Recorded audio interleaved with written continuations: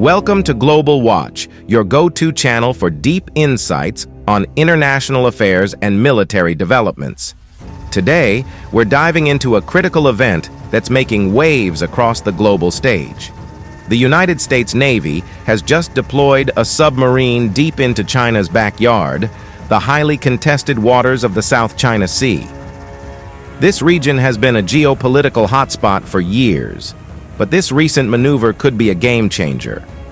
What's the strategy behind this deployment?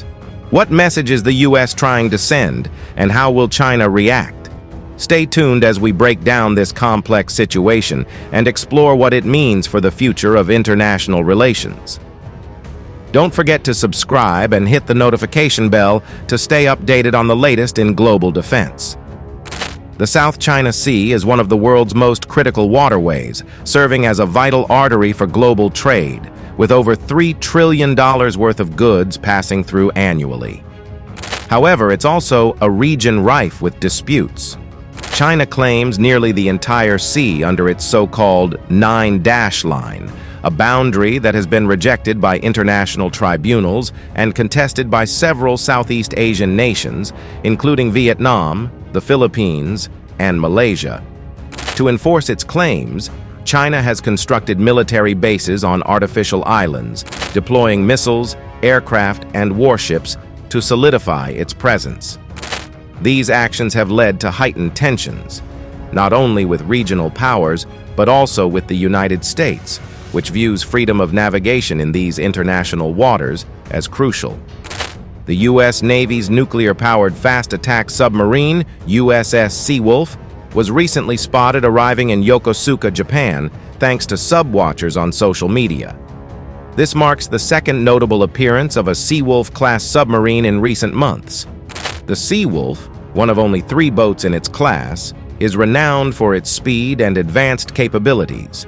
Initially designed to replace aging Los Angeles-class subs, the Seawolf program was cut short due to high costs. The presence of the Seawolf in the Western Pacific underscores the U.S. Navy's strategic focus on the region, notably in response to China's influence. The United States Navy doesn't generally announce the movements of its submarine fleet. However, in the era of social media, it has become just a bit easier to track where the silent service operates.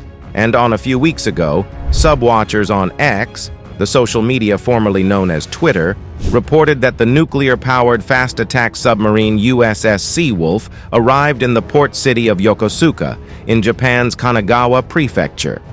Images of the submarine, the fourth to be named after the solitary fish, showed tugboats aiding it as it arrived in port. The deployment puts the advanced attack submarine essentially in China's backyard, and the U.S. Navy likely wanted Beijing to know that USS Seawolf was in the neighborhood. This is also the second time since May that a Seawolf-class submarine became a minor social media star after a photo of USS Jimmy Carter was captured in May showing that boat arrived in San Diego before quickly heading back to sea.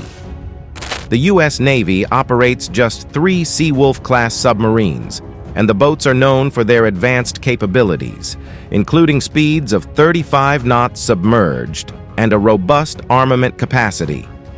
The nuclear-powered fast-attack boats were developed to replace the aging Los Angeles-class fast-attack submarines, but due to the end of the Cold War and budget constraints, the program was cut short. One factor for the reduction was the cost, with each boat coming in at around $3.5 billion.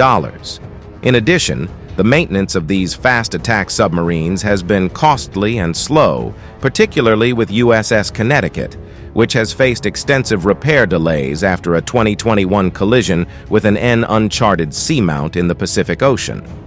That collision caused significant damage to the boat, while 11 sailors were injured.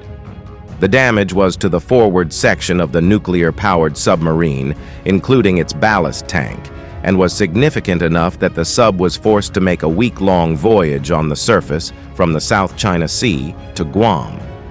The repairs could cost upwards of $80 million, and it won't be until at least 2026 that USS Connecticut returns to service.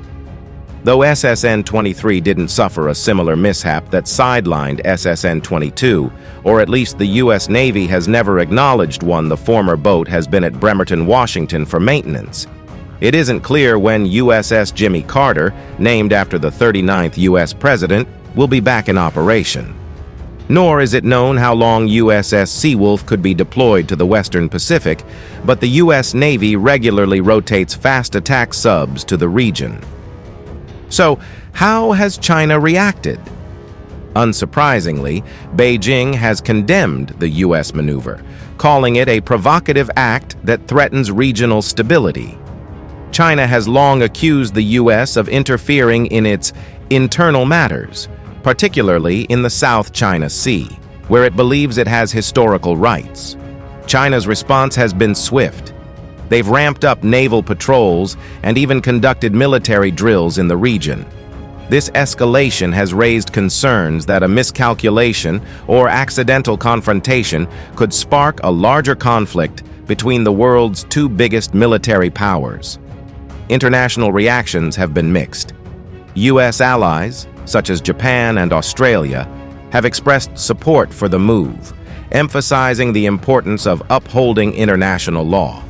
However, some countries in Southeast Asia, like the Philippines and Malaysia, are cautious. While they rely on U.S. military protection, they also seek to avoid being caught in the crossfire between these two giants. So, what's really at stake here? The U.S. submarine deployment is more than just a tactical move. It's part of a broader geopolitical struggle for influence in the Asia-Pacific. The South China Sea isn't just a contested region. It's a symbol of the ongoing power struggle between the U.S. and China. Control over these waters could determine the future of global trade, military dominance, and political influence in one of the most strategically significant regions on Earth. Both the U.S. and China know this, which is why neither side is willing to back down. Could this move lead to an armed conflict? It's a possibility, though both sides seem keen to avoid an all-out war.